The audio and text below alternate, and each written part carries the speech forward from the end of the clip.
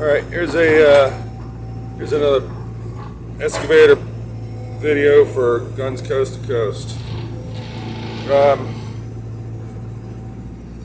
When it first happened, I was like, okay, I gotta watch. On the phone that fell in a hole and is now under 10 feet of water and mud. I downloaded to a file on the phone under the SIM card, not onto the cloud or anything.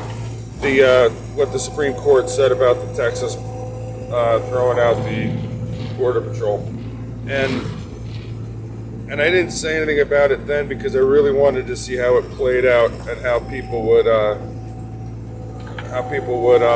interpret what they said. They did not give a ruling. They did not hear a case. All they did was give their opinion, and that's, an opinion and a ruling. They're very different, and don't have enough time to explain that one. But in any event, they remanded the case back to a lower court, and all they said was, I believe it was one line, and I tried looking it up before I made this video, before making this, and I can't find it. And I don't know why I can't find it, but it says Google will not find everybody talking about it, but there's nothing what it actually says. If somebody could find it, let me know, it'd be great. But I believe it was really a one-line response opinion, and all it said was the federal government is responsible for securing the border. And with that, everybody said, see, Texas is in the wrong, Biden wins, the judges, whatever. What they did was, if I'm correct in that, and I may be wrong, but memory serves, that's all it was. But if that's what they did, they were keeping with what happened on 9/11. The terrorists got in, the hijackers got in, took out the buildings. A lot of people got hurt, a lot of people died, a lot of businesses were ruined. But because it's the federal government's immigration policy, at the end of the day, the blame fell on the federal government. You could say it was George Bush was part of it, or Bill Clinton, because the same thing happened to him in '93, or you can blame whatever you want. But the bottom line is the federal government failed the people, and there was some big time losses. And because of that, they gave a lot of people money, compensated a lot of people for lost loved ones, and their businesses being wrecked, and all sorts of money got thrown out to victims and victims' families, which is fine. I don't think anybody had a problem with that.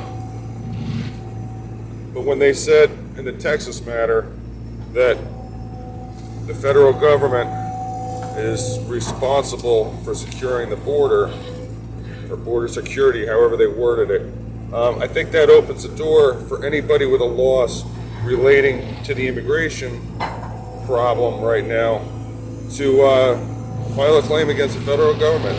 The way I look at it, the same way that they went and compensated the 9/11 victims. They're responsible for it. The Supreme Court just verified that the federal government is responsible for securing the borders. They're not secure. People are coming in. Some woman in wherever gets raped, and some guy gets robbed, and somebody else's car gets jacked. Well, they have a claim.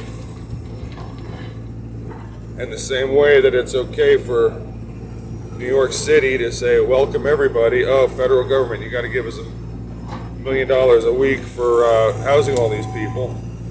And the federal government's, throwing out grants and doing what they can to help New York. They should. Not because I like New York, but because it's the federal government's, they're responsible for this action. And this action is creating loss. And that loss is the federal government's liability. And I think what the think what the Supreme Court did was verify that. It's like, yeah, you know, but at the same time, they did not say Texas can't defend itself. So I think Texas can do whatever the hell it wants. And I think that the federal government is on the hook for all the ranchers whose properties got trashed, to everybody whose car got stolen, to everybody who was a victim of crime, violent or non. I would take it to the point where if you have a child or a relative who ends up strung out on fentanyl and overdoses, I would make that the federal government's problem. You had somebody that was perfectly fine, got hooked on this drug that's being illegally brought in from the Mexico across the open border, and now they're dead. And they were, just pull a number, 25 years old.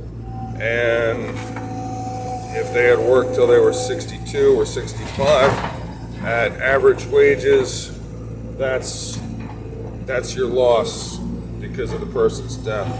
And if it was a car accident and somebody else was at fault, that's how the insurance company comes up with, you know, what's the loss, and then you settle on how much of a beating you're willing to take on your loved ones, your whoever's death.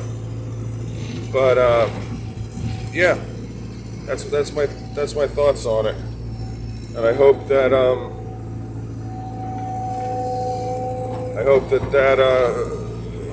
my thoughts spread, and all of a sudden the Biden administration and Mayorkas and all of them get held to task on the losses that they are causing and that they have been causing, and then maybe we'll get a change. You know, maybe something will happen. At least figure out who the hell's coming in. I mean, I honestly don't have a big problem with immigrants. I do have a problem with criminals and scumbags and leeches and freeloaders. And it'd be great if we didn't have them here. I think the country would be a better place. That's it for that. And y'all have a great weekend.